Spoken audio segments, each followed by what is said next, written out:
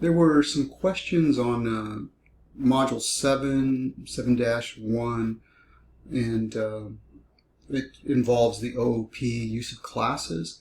And so I thought I'd do a quick little demo on the way that I would want to see it done, and the way that I think it should be done.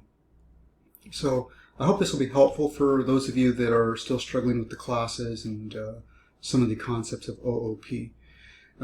Please remember that once we start doing the cybersecurity in Kali and actually writing our hacking code, I'm not going to enforce the use of classes or OOP, and that's just because we move so fast through this course that I don't think it's fair to force you to use that. So if you want to use procedural programming, which is just basically functions and the way that we're used to coding, that's fine. I won't take off for not using classes. Okay, so having said that, I have PyCharm opened up, and I'm going to go through it step by step, and it's really simple, but I think it'll be helpful for those of you that struggled with this concept. When we look at assignment 7-1, it's create a grocery calculator, and we want to use key value pairs for items and their prices. We're going to be returning a subtotal and a total, and we want to be able to print out the list. And okay, so let's see. So number one is passes a key value pair that are added into a dictionary, and then number two, script to return total, subtotal, and key value pairs in a nicely formatted list. And the idea here is to use classes to do this little project. So this is what we're going to do, and I have PyCharm opened up, so let's go ahead and get this up. Now, what I have here, this is the way that I typically will start my code, is I'll throw a template in like this. And so here you can see my main class, and I'll throw in a test, a print test, and then of course my insertion point here with the if name. And I'll do this because it's a good idea to get used to doing this as we start adding multiple scripts. This will direct us to run the code or not run the code from the main script. Okay, so having said that, I went ahead and ran this just to make sure it works, and that's why I always do a print test. And you can see down here in the console it says test. It actually printed out, and so that's good. This works. Again, I would get used to just writing this as a template every single time.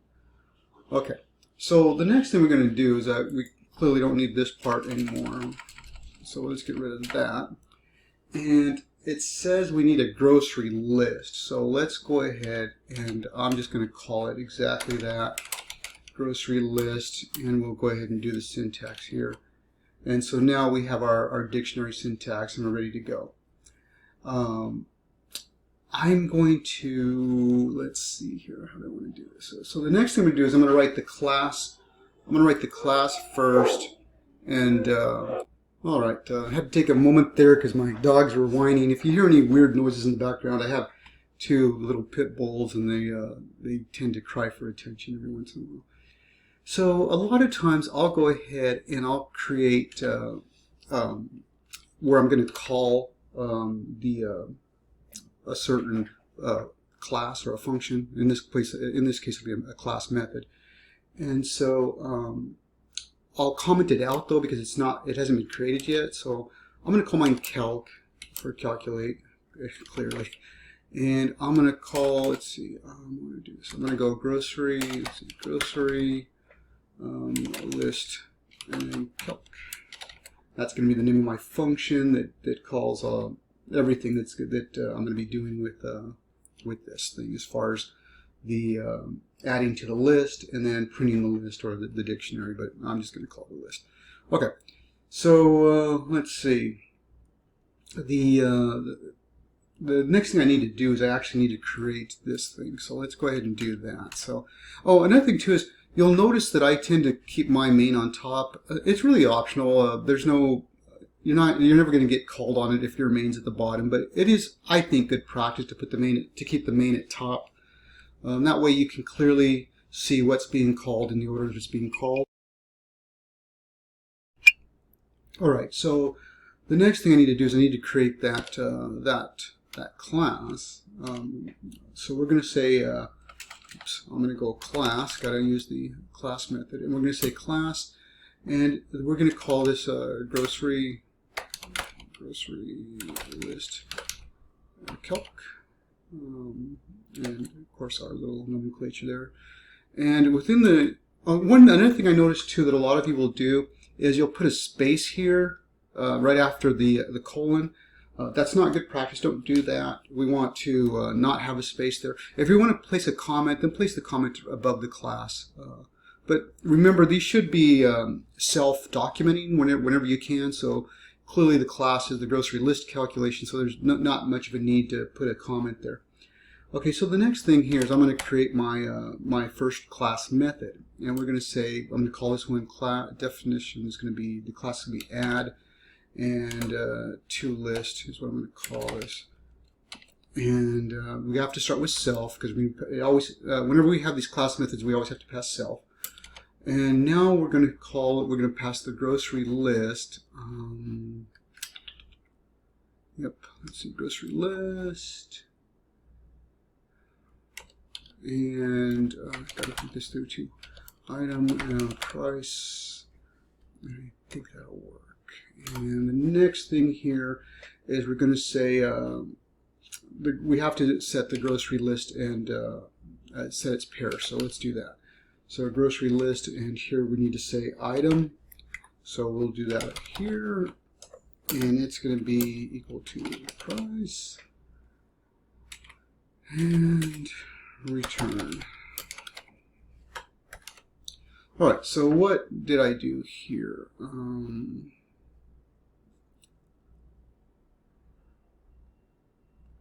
Okay, so we created a class called the grocery list calc class, and with the grocery list calc class, we're going to have a class method. And normally you would think of these as functions, but since they're part of a class, they're not functions anymore. Now they're class methods. And you can tell because they're part of a class, and then also because we have this self in here. And those are the two distinguishing marks to say, well, these aren't functions, they're methods. Very similar to a method, but not a method. All right, so of course we have the self, and then we're going to pass it the grocery list. It's going to take this this parameter grocery list, and it's going to take an item and a price. Now the grocery list, of course, is the grocery list dictionary that we're going to create, and we're going to set the item equal to the price, so we can set this this dictionary properly, and then we're going to return the whole grocery list. So we'll be returning all of it, and that's all this does. It just adds to the list. So it's just adding, no big deal. All right. So the next thing we're going to do is we need to create another method, and this time, because of what the instruction says, is it wants to print this stuff. So I'm going to create a print method class. Excuse me, a print method is what I'm going to call this. Okay, so again, self being, I'm going to self-document. So what is it doing? It's printing the list. That's what it's doing. So let's do that, and of course it needs to take in the grocery list. And okay, so what's it going to do? The first thing it's going to do is we need to set up a variable here. So let's do that, subtotal, and we're going to set that equal to 0 because right now there's nothing there. And now we're going to take the opportunity to use a nice little for loop, because we have to iterate through the list in order to calculate the subtotal and the price, and also to print out the item and the price. So we're going to do that next. Let's see here. So we have subtotal, and we need to create a for list. So let's see here. So we're going to say for item price in grocery list dot items. And now what we're going to do is we're going to say, okay, now we'll print the item, excuse me, and we're going to set that in just for formatting and price. And this is really simple. So what we did here is we said, okay, we're going to take this grocery list, we're passing it the grocery list as a parameter. We have the subtotal, which is set to 0, just a variable we're going to use later on. And then for every item and price in the grocery list, and that little dictionary thing that's going on in there. We're gonna print out the item and the price. That's it. We're gonna print out item and price in the whatever's in the grocery list. So that's really all that's going on there. Now we are adding this little colon, and that's just to separate that nice and neat. So we have item, we have this, and actually let's throw a space in there so we can have a little bit of formatting, and price, and that's really it. Okay. So the next thing we're going to do, still in this for loop, because we need to iterate through everything, is we also want to do the adding. So we're going to say, let's take the subtotal now, and we're going to add the price so that we can keep track of the price. So the price will increment as it loops through. So if we have 3 items or 5 items in the list, we want it to add all the totals so that we know what the full price is. Okay, so after that, we're done with the for loop, and we can come out of scope of the for loop. And we're still in the print list class method, but now we need to do some calculations. So here I will go ahead and put in a comment just to make sure that people know what I'm printing out here, even though you can see that. So I'm going to say print, all this right here is going to do, it's going to just print a space so we can have a little bit of formatting. I'm going to do that again, and I'm going to say, this time I'm going to actually output some information. I'm going to say total, and I'm going to do this, and then this, and then actually I'll print the subtotal. All right. So now we've done that, and we're going to output the subtotal.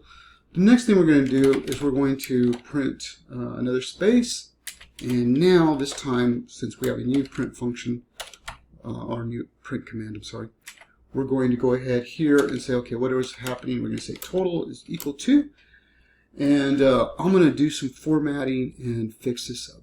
I went ahead and added the lines 28 through 29, just these 2 lines right here.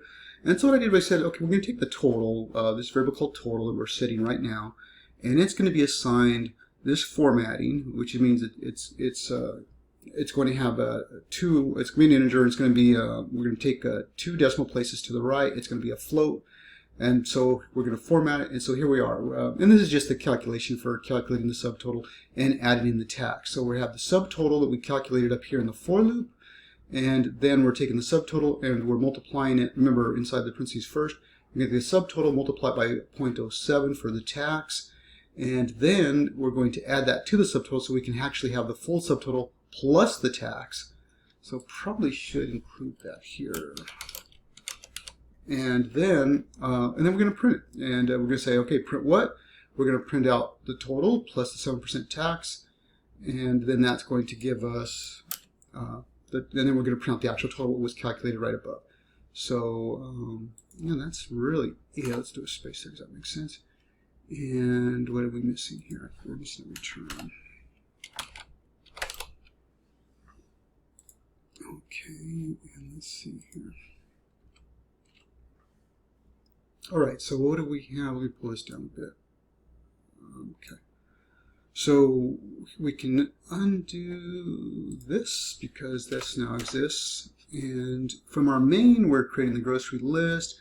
We're going to do the calc is equal to grocery list class. So now, whenever I want to call this grocery list calc, all I'm going to do is just call calc. And that's going to simplify things. So we have the class that we created with our 2 class methods. The first one's just adding to the list. The second one's handling all our print functions that we want to do. And that's really it. Now the first one is returning an object. So this is a class method that is returning the list. The second one isn't going to return anything. It's really a void class method. It's just doing a bunch of calculations here. And I guess I better watch my typos. And so it's just handling this stuff right here. Okay, so I think we're good to go. Let me do a dry run and see what happens. Okay, so what's kind of funny is that I wrote all this stuff and then I never do anything with it. So I'm running it and nothing happens. Okay, so we need to do some more work. We created our class methods, our class and our class methods, but yes, now we need to actually do something with it. That's kind of funny.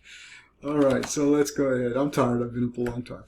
So let's go ahead and do this part here. We're going to say grocery list, and we're going to do calc. Remember, because calc is on line 4, it just means we're going to call that class. And now we're going to pick our class method. Here we're going to add to the list, so let's do that. And what are we going to do? We're going to pass it the grocery list that we created. And what else are we going to do? We need to pass it item, and we need to pass it, oh, what's the item going to be? Oh, let's see. I like the chicken because I love chicken, and we also need to pass it another parameter, and we're going to say this one's going to be $10. Also, we don't need 2 of these in here. Just automatically put those in, so let's get rid of that. And all right, so that should handle that part. And then let's do another one. You could, of course, add as many as you want to of these, but I'm just going to do a couple here. And so calc.add list. And this one's going to be, gosh, I wouldn't do that. Grocery list, of course, and also this time steak. Nice if I did this first. And here we're going to say 35.76. I'm just making stuff up. And that should be it. Did I do it all right? I think so. Okay.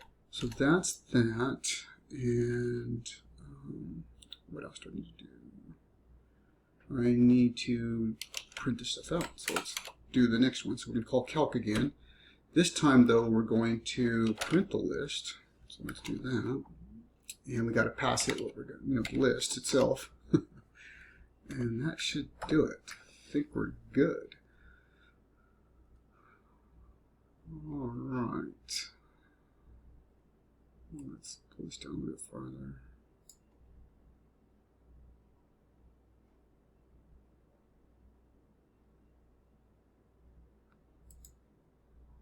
This is good. Okay, so I'll do dry. Okay, so what I did was I ran it and it works. So we have chicken right here, and the chicken is $10.